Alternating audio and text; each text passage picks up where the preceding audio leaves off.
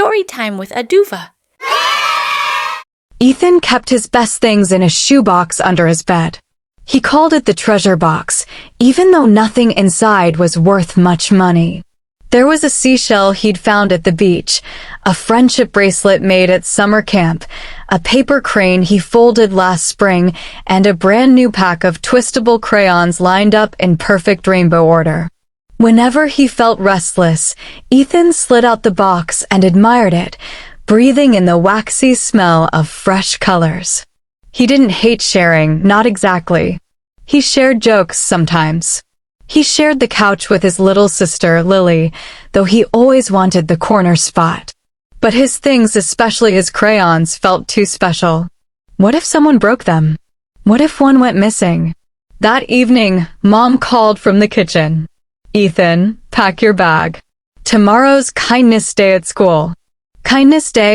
he asked, nudging the treasure box further back. "Yes," Mom said.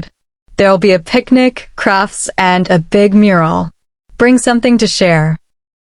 Lily popped in, her socks mismatched as usual. "You'll take your new rainbow crayons, right?" "No," Ethan said quickly.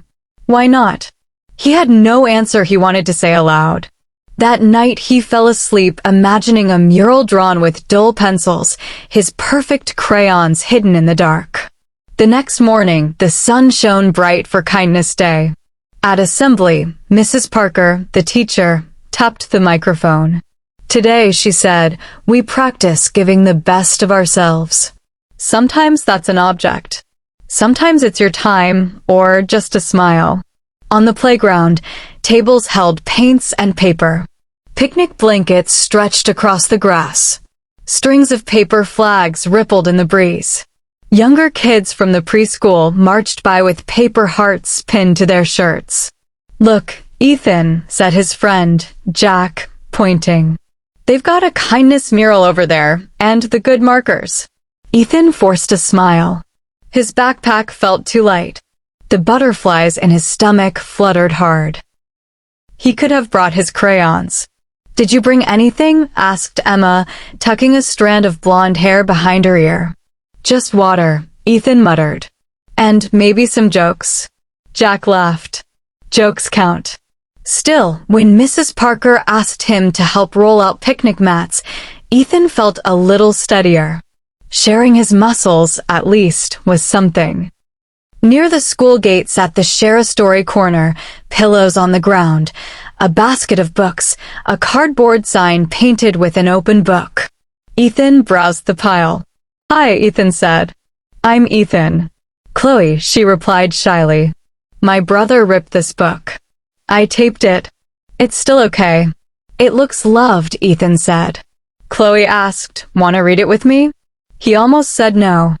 But she looked hopeful and the pillows looked soft. Together they opened the book. The tear didn't ruin the story.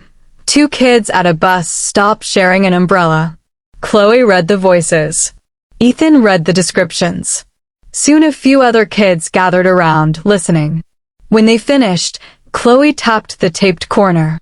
"My mom says sharing is like a hinge, it lets doors open." "Maybe it's like tape too," Ethan said. "It keeps things together when they get torn." They both smiled. On the field, kids ran with kites. Jack handed Ethan a spare one with a paper bowtail. "Try it," he said. Ethan launched it, and the kite soared high. A boy standing alone nearby watched, hands stuffed in his pockets. His new uniform still had stiff creases. "First day?" Ethan asked. "Yeah," the boy nodded. "I'm Ben." His eyes followed the kite. "It's beautiful. Want to hold it?" Ethan asked, nervous but brave. Ben's face lit up. "Really?" The kite dipped, then steadied under his grip. They took turns, laughing as the string hummed. "Thanks," Ben said. "I didn't bring anything to share." "You brought your first day," Ethan said. "That's brave enough." By noon, the ice cream cart rang its bell. Ethan counted his coins, enough for one cone. Behind him, a preschool girl whispered "vanilla, vanilla" to her teacher. But she didn't have enough change. Ethan hesitated, then stepped forward. "Here, take mine too." The vendor grinned. Now we can make 2 cones. The girl clapped. Ethan chose mango. It tasted brighter than usual, like sunshine mixed with doing the right thing. How do you feel? Jack asked. Like the cone's bigger than it looks, Ethan said. That afternoon, the class rolled out craft paper in the library for the kindness mural. The table only had broken crayons and dull stubs. Ethan thought of his bright set at home. He asked Mrs. Parker if he could run home. 10 minutes later, he returned, treasure box under his arm, heart racing. The other kids gasped at his crayons. Ethan laid out rules. No pressing too hard. Tips up. Return them when you're done. Everyone nodded. They filled the mural with handprints, hearts, and kind words. Chloe drew the umbrella bus stop. Ben drew a kite string connecting 2 figures. Lily scribbled a sun with long eyelashes. Ethan drew a door with a hinge labeled Welcome. And when someone asked for blue, he passed it without fear. Rain came suddenly, pattering on the playground. Ethan popped open his navy umbrella with white stars printed across it. Here, he called. Chloe ducked under. Ben followed. Jack pulled Emma in. Lily squeezed beside Ethan. They all laughed, pressed shoulder to shoulder, calling themselves Umbrella Island. When they reached shelter, Ben said, I didn't know sharing could feel so roomy. Maybe it makes the space around us bigger, Ethan said, smiling. Back inside, only 1 tube of purple glitter glue remained. They took turns, quick and light. Chloe outlined the umbrella. Ben dotted the kite tail. Ethan used it to trace the hinge on his door. It sparkles where things open, Ben said. Small things add up, Ethan replied. When the tube ran empty, they placed it on the table like a tiny hero. That evening, families arrived with picnic food. Paper lanterns glowed above the lawn.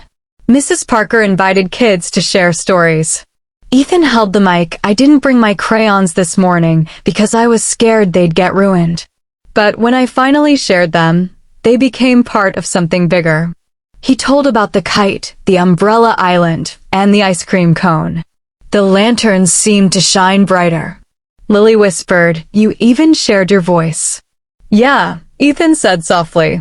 Others shared too, Chloe about her taped book, Ben about his first day, Jack about laughter, Emma about glitter glue. Together they ate, sang, and admired the mural leaning nearby. At home that night, Ethan opened his treasure box. The crayons weren't perfect anymore, the red flat, the green smudged with glitter, but instead of sadness, he felt lighter. Mom peeked in. Good day. The best, he said. I learned sharing doesn't make things smaller. It makes space bigger. Lily climbed onto his bed. Story? He nodded and read Chloe's taped book aloud until her eyes closed. He tucked it beside the treasure box, its lid left slightly open, like a door on a glittering hinge. Ethan drifted into sleep, smiling as if the whole night sky had room for everyone.